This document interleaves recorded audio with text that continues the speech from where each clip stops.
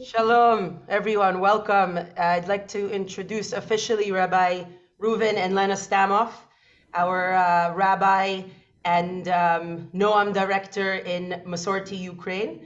Rabbi Reuven and Lena Stamov were installed in 2012 by Masorti Olami and the Schechter Institutes as our first rabbi in Masorti conservative rabbi in the entire former Soviet Union.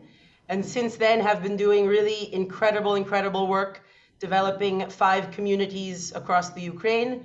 Currently, we have communities in Kiev, Kharkov, Odessa, Chernovitzy, and Dnipro.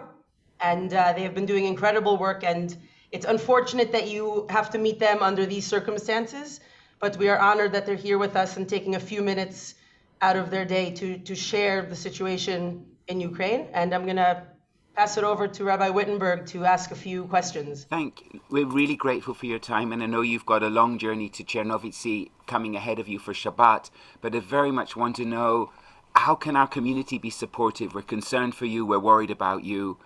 How are you? How can we be supportive? That is first. Thank you so much for your interest in us, that you're thinking about us and praying, I'm sure. And you know that communities in Chernobyl is more safety. And now we have a lot of pressure from the Russian army and of course all this media, because we have a lot of news, different news, and people couldn't understand what the false, what the truth, what the reality. And so in Kiev, community feel very very on the press, and we decided to prepare for all different situations. And in Kiev, we tried to do a safe place in our synagogue, and also we decided to bring some water to the synagogue, and we talked to people how to prepare in their homes, because it could be better to be in their home and safe to make their safe place. And also we have a lot of talk and prayers and private talking, because they are worried about everything because of all this pressure.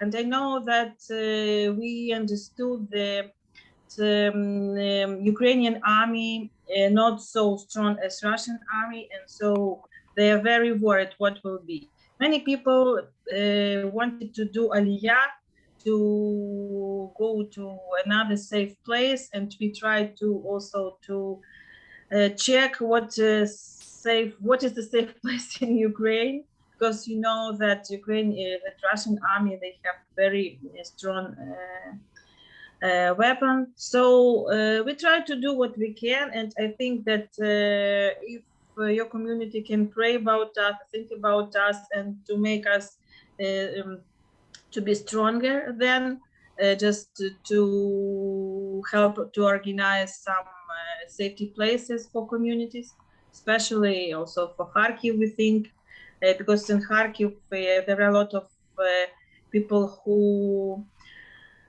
came from Donetsk, and they have post-traumatic syndrome, and also now they are in our communities. There are a lot of people from all this post-trauma syndrome now, because it's pressure. We are under the pressure maybe during 2 months. It started in end of December. But, you know, we have plan A and plan B, because and plan C, because you know that we have regular, and we need plan D.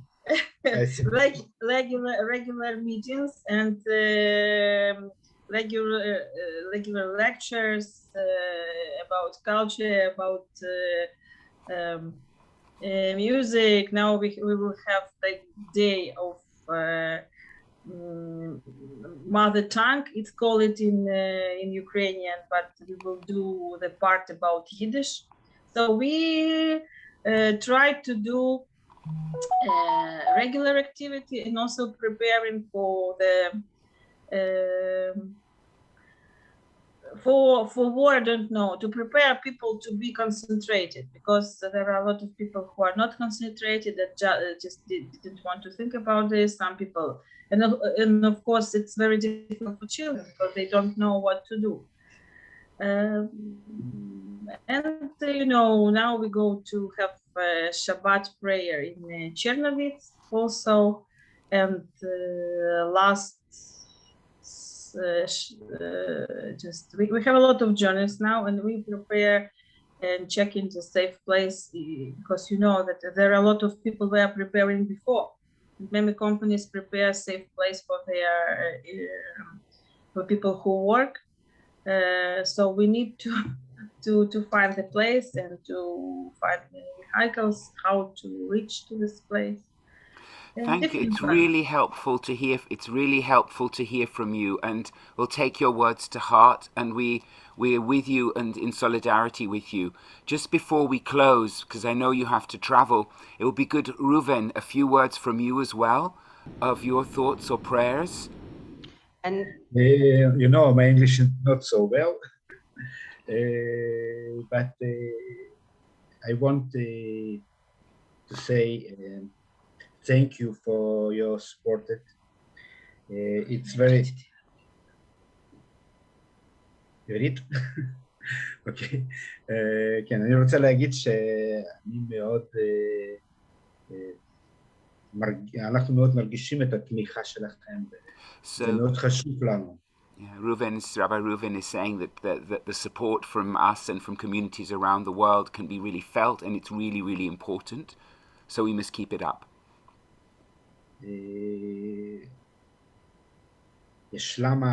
יש כמה לחצים עכשיו עלינו, על כל המדינה, על כל האוקראינה, על כל האוקראינים. זה קודם כל לחץ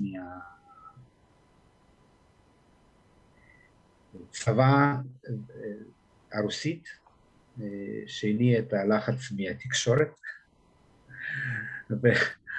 השלישי זה הלחץ כלכלי שהתחיל פה עכשיו, מפני So there are different kinds of pressure. There's the pressure from the Russian army. There's the pressure that coming across from the different kind of news broadcasts, and then there's the financial pressure on the economy as well. מפני שבעצם עלות דלק, גז ודולר וכל זה, כאילו גריב fuel, petrol, exchange rates. We'll say to you, we should let you go, but just say Shabbat Shalom, and I want to keep in touch. You have the support of my community, will contribute, but also if they're people we can write to, people we can communicate with, which we'll ask Tehillah to keep us in contact so that we know how we can be supportive. I wish you every strength. You're in our prayers, and I wish you a Shabbat Shalom, and to all your communities as well. And really respect and admire what you're doing. Thank you very much, also Rabbi Jonathan, for bringing this.